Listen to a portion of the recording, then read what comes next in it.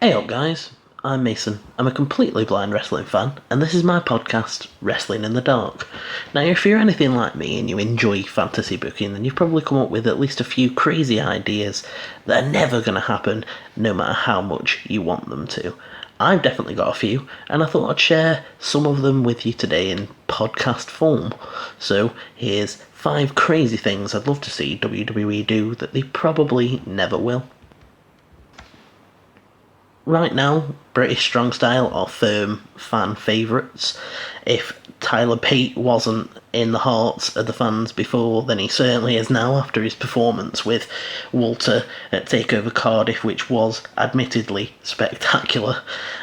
But eventually they're going to have to turn heel.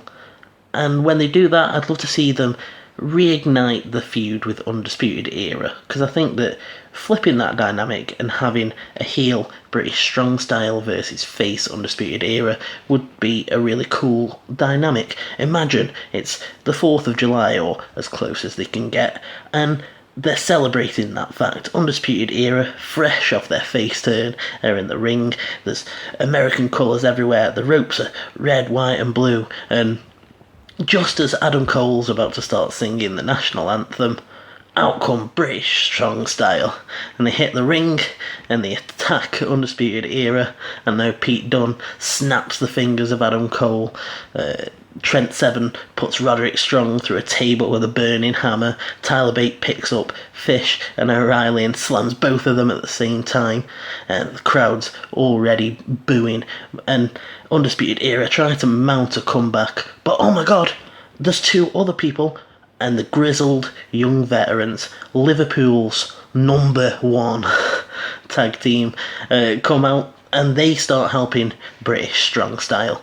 This leads to a feud where the united force of the grizzled young veterans and British Strong Style are seeking the recognition for NXT UK as the superior, the premier, the most must-see wrestling in all of the world. The world's #1 wrestling promotion. And this eventually leads to a Survivor Series traditional 5-on-5 elimination match, with Undisputed Era adding someone else to their ranks or someone helping them, such as Velveteen Dream or Gargano, or just if they were going to add someone else, I don't know, just picking a name out the top of my head, just someone like Cameron Grimes. I don't know, he made a good impact on me, and it would be pretty cool to see someone else don the Undisputed armbands, even if it is just for a little while. I just think that a Survivor Series match between those factions and between NXT UK and an NXT OG, or NXT NA as I like to call it sometimes, I think would just be really good for the NXT Universe in general, and really for the UK brand as well, because that'd put them properly on the map, because I don't want them to get forgotten about in the little NXT UK corner that they're tucked away in with NXT going live. I just think that it'd be a really cool way to acknowledge them as the 3rd brand, to actually give them a proper Survivor Series match on the pay-per-view, and it would just be really good for the whole NXT universe. And yeah, I just imagine the heat though with British Strong Style working with Gibson and Drake. I just think that'd be absolutely brilliant.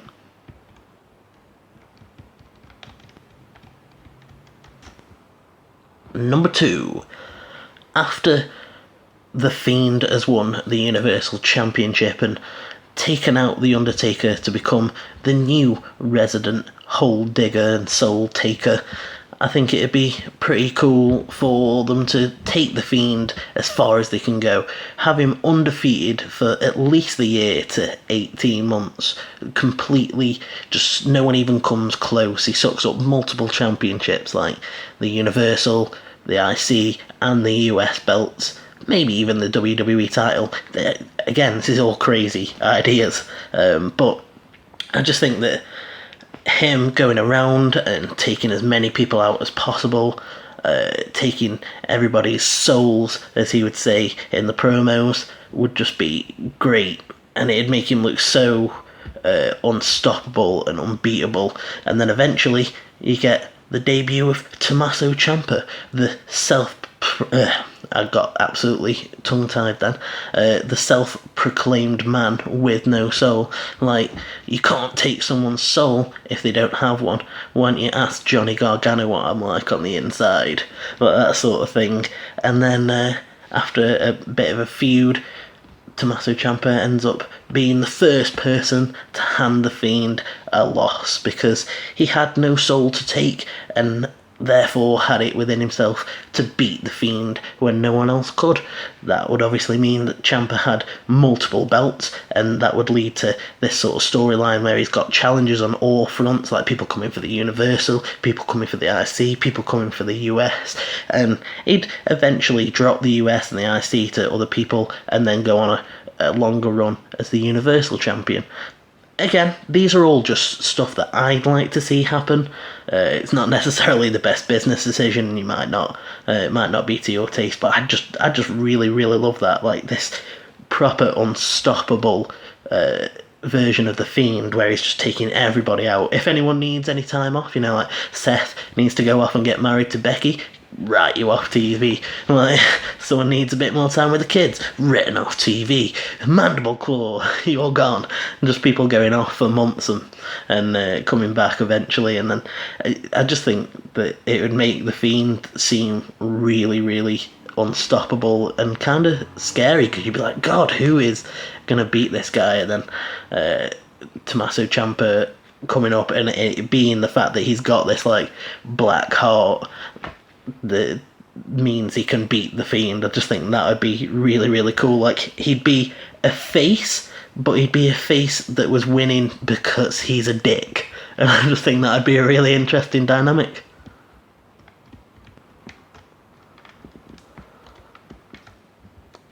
Number 3. I've said before that I think that the Velveteen Dream has what it takes to be this generation's version of The Rock. I think he's got the raw charisma, that sort of suggestive attitude towards him. I just think that he's got what it takes to fill that gap and be at that level. And that's why I'm pitching the Velveteen Dream retires The Rock and takes up the mantle of the People's Champ. I just think that it'd work really, really well. Eventually, Rock will probably have one more match, and eventually he has to have a retirement match, and why not put over someone who's just completely different, who's on the rise, and really has that raw potential and charisma to sort of fill those shoes that he would be leaving behind. A feud between those two would be just so good, because you've got like the fact that they could go backwards and forwards on the mic together, and some of the stuff that Velveteen could say to The Rock, and the promo battles would just be great, as well as the actual in-ring stuff. It wouldn't necessarily have to be a dead long match, which would be good for The Rock. It just some big moves, and the special entrance that Velveteen could have, and him hitting the People's Elbow and or the Rock Bottom before hitting like the Purple Rainmaker, and would just be great. And then afterwards him proclaiming himself as the People's Champ, doing the eyebrow, but not necessarily the same way that The Rock did it, like just doing stuff that The Rock would do but in the Velveteen Dream way. And like I said, that retires Rock. He never has a match again, and he's just passed the torch on to the Velveteen Dream, who would then be on a proper next level, especially with that match if it was, sort of higher up the card on a WrestleMania. A WrestleMania main event would just be awesome. Like Velveteen maybe going up against Rock for a championship or just something like that. I just think it'd be a really, really cracking feud. So that's that one. Number 4 is one that I've had for quite a while, this idea. Now, yes, it's the second entry that involves the Undisputed Era, but I really like factions, and I really like Undisputed Era, and like I said, I've had this idea for quite a while. So it would be Undisputed Era versus the Ring of Honor veteran team of Bryan, Sami Zayn, Kevin Owens, and Samoa Joe. Now, I just think that that's self-explanatory. Everyone always talks about Undisputed Era versus the Club or the OC as it is now, but I just think that you've got some great story there with the fact that all of them have been in Ring of Honor, and you'd have this sort of younger generation versus the veterans of Ring of Honor, and it'd just be really, really cool, especially if you could work it into like a three-way feud, because just imagine Undisputed Era versus the OC versus the ROH veteran team. At that point, you've got Adam Cole, Fish and O'Reilly, and Roderick Strong, AJ Styles, Finn Balor, Gallows and Anderson, Bryan, Sami Zayn, Kevin Owens, and Samoa Joe all mixed up in one feud.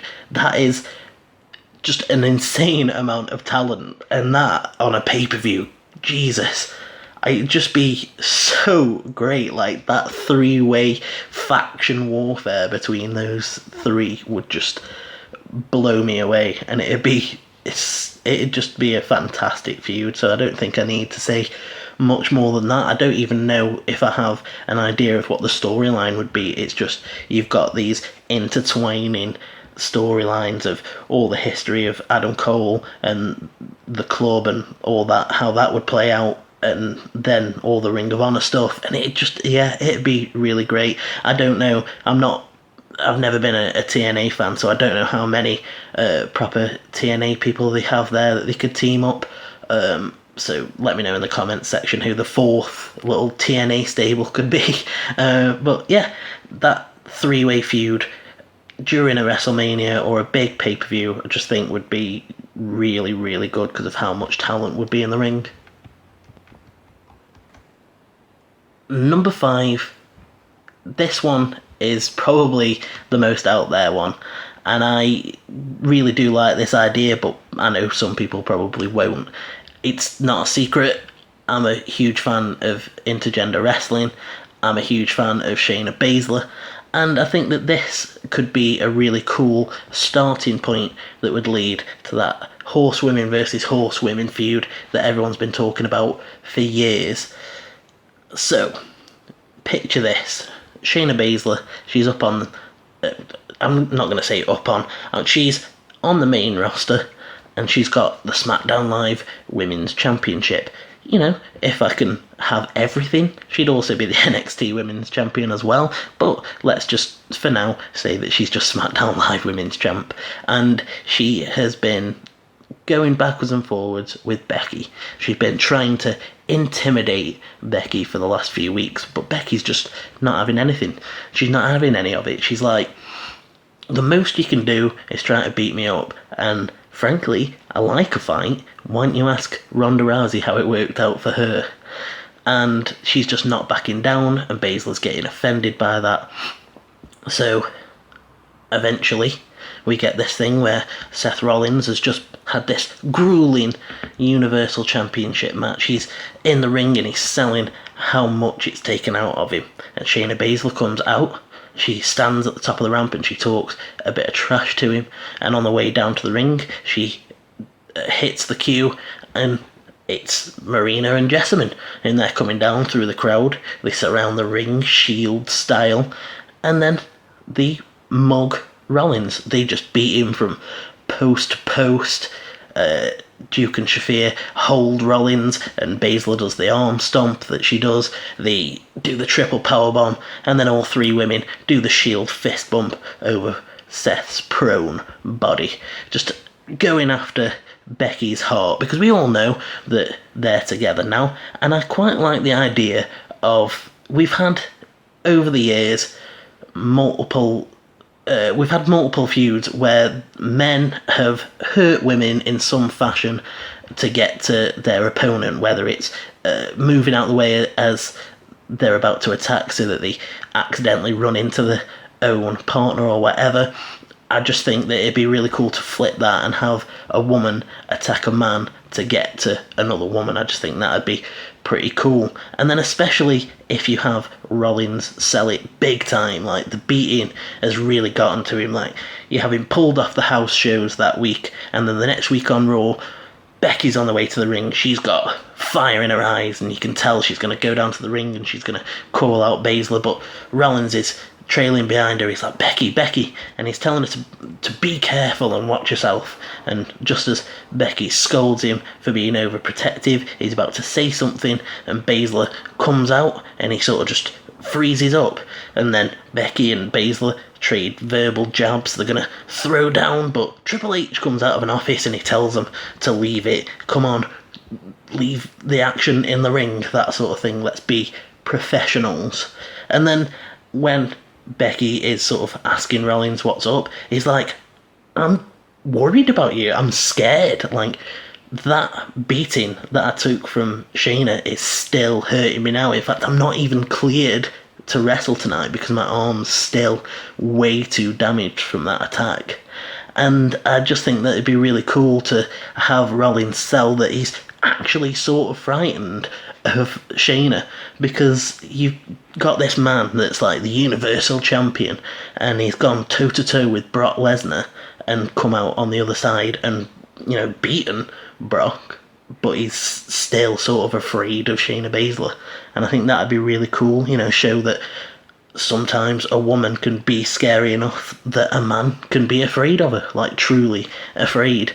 And that would lead to Becky trying to take on the 3 MMA horsewomen to sort of avenge what they've done to Rollins. And obviously she would be outnumbered, so eventually she would seek the help of Charlotte Flair, who'd help her, and then they would feud with the other 3 for a little bit. Ronda Rousey might return, and then once, you know, that all plays out, eventually Sasha and Bayley turn face again, they join the other 2, and you get that horsewomen versus horsewomen match that you've always wanted. And during that, Rollins can come out, he can play some integral story beat part, you know, that would do something that sort of costs the MMA horsewomen the match or stops them from cheating.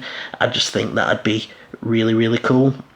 I just like the idea that Rollins would be sort of a secondary character in this story that was just used to get to Becky, like just, you know, going for the heart of Becky. I really like that. So yeah, I think that that would be a really decent way to lead into that horsewoman feud and just, you know, get the ball rolling on it and give sort of a natural reason rather than just, oh, we've supposed to have been fighting for years, so now we're going to have our match. So yeah, that's that one.